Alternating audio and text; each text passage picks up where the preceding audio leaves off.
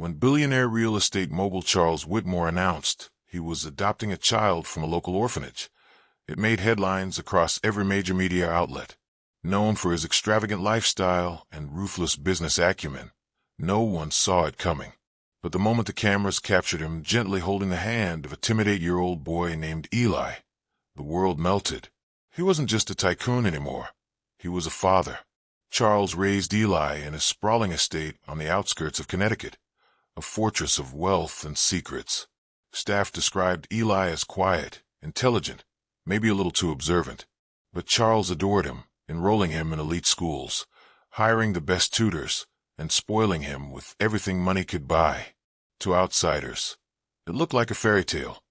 A lonely boy plucked from obscurity and given the world by a man who had everything, except someone to share it with.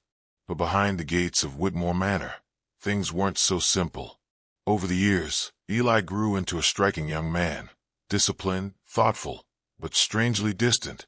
Staff members began whispering about odd behavior. Eli wandering the halls late at night, staring at paintings for hours, or asking unsettling questions about Charles's business deals and personal life. Charles, ever the showman, laughed it off in interviews. He's just curious. Brilliant, really. A little quiet, maybe. But who wouldn't be after everything he's been through? Then, on Eli's 18th birthday, everything changed. Charles threw a lavish party, a masquerade-themed gala filled with the rich and famous. The estate was bathed in gold light, the lawn transformed into a carnival of elegance. But Eli was nowhere to be seen. A maid claimed she saw him walking into Charles's private study earlier that evening. Hours passed. Midnight came and went. When the party wound down and Charles still hadn't emerged from his study, a butler knocked, then forced open the heavy door. Charles was slumped in his leather chair, a single gunshot wound to the chest. Blood stained his tailored white shirt.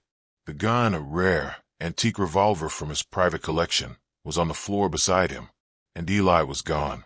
The police arrived within minutes. Surveillance footage from inside the mansion showed Eli entering the study around 9:17 p.m. No one saw him leave. But curiously, none of the exterior cameras captured him exiting the estate at all. It was as if he'd vanished. Detectives swarmed the mansion. Questions poured in from every direction. Had Charles really adopted Eli out of love or guilt?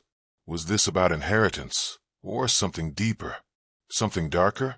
As investigators began to dig into Eli's background and the contents of Charles's will, a chilling truth started to emerge, one that would unravel the entire image of the perfect father-son bond the world had applauded for a decade. In Charles's locked desk drawer was a single envelope. Inside, a letter he had written to himself, dated just 1 week before his death. It read, "If anything happens to me, start by asking who Eli really is. I thought I saved him, but now I'm not so sure he didn't choose me." And just like that, the investigation shifted, from a tragic death to a sinister mystery that went far beyond money. Detectives stood in the dimly lit study, the silence hanging heavy as forensics swept the scene. Charles Whitmore's death had all the signs of a classic case: clear weapon, motive pending, prime suspect missing. But the deeper they dug, the stranger things became. The first red flag came from the adoption papers. Detective Marla Reyes, a seasoned investigator with a sharp intuition, noticed something odd. Eli's records didn't align. His orphanage file, dated 10 years prior, listed no biological relatives. But the photo attached? It looked wrong, grainy, almost manipulated. A face that matched Eli's, but subtly off. The eyes too dark, the jawline a little sharper. She ordered a facial comparison to verify its authenticity. The results were inconclusive.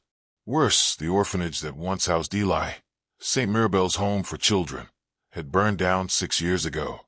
No digital backups. No contact records. The few surviving staff had scattered across the country, unreachable or unwilling to talk. It was like Eli had appeared out of thin air. But one clue survived. A faded intake form showing Eli was found abandoned at a train station. No name, no ID. Just a child sitting alone with a blood-stained toy train clutched in his hand. Marla's gut twisted. Who just finds a child with no past and doesn't question where he came from? While detectives pursued the mystery of Eli's origins, forensic teams uncovered something even more disturbing. Charles's personal journal, found hidden behind a false panel in his bedroom closet, painted a very different picture of his relationship with the boy he called his son. At first, he was quiet, then curious, then cold. He doesn't sleep. He watches, always watching. I've seen him talking to himself. I think he records me when I'm not looking. There was a man who came to the house once, said he was from the state, but I never called anyone. He asked about Eli. He left without a word. Each entry became more erratic, more fearful. I think I made a mistake.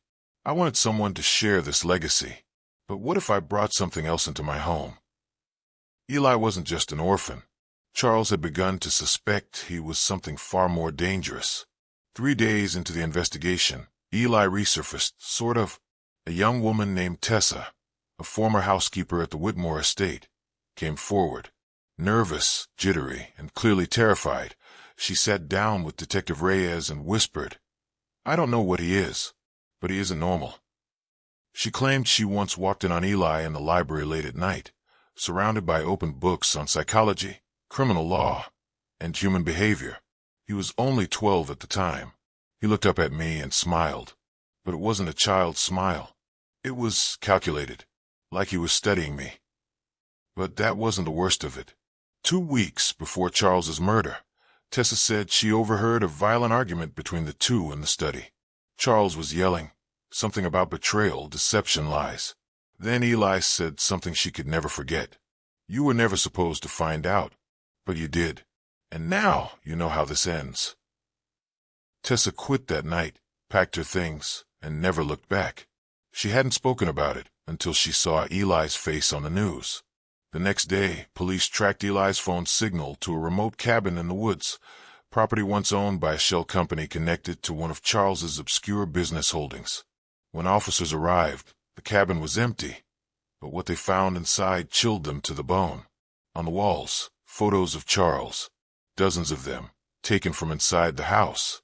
Surveillance angles no one ever knew existed, each one dated and labeled meticulously in Eli's neat handwriting. Some were years old. And then there was the final image, Charles asleep at his bed. The date, 1 night before the murder. Detective Marla Reyes stood in the middle of the hidden cabin, her breath catching in her throat. The photos on the walls weren't random. They were a timeline, a methodical descent into obsession. Someone had been watching Charles Whitmore for years. But what made Marla's skin crawl wasn't just the pictures. It was how close they were taken. Some from outside windows, some from inside the house, some from above his bed. A creak came from the back room. Officers raised their weapons as they approached the door. Inside, they discovered a small, makeshift surveillance center. 3 old computer monitors blinked awake as one officer jiggled the dusty mouse. What popped up confirmed their darkest fears. Live security feeds from inside the Whitmore mansion. Even after Charles's death, Eli had been watching. Footage dated over a span of 6 years showed Eli moving around the mansion silently, sometimes at odd hours, always alone. One clip showed him entering Charles's study at 3:27 a.m., removing a hidden key from behind a bookshelf, unlocking the desk, and removing a manila envelope. He copied its contents, then carefully replaced everything before leaving, all in under 4 minutes. But it got worse. Marla noticed a folder on the desktop labeled Project Odin. Inside were documents, hundreds of them. Blueprints, birth certificates, name changes, adoption falsifications, surveillance logs. It was like Eli had compiled an entire intelligence operation on his own adoptive father.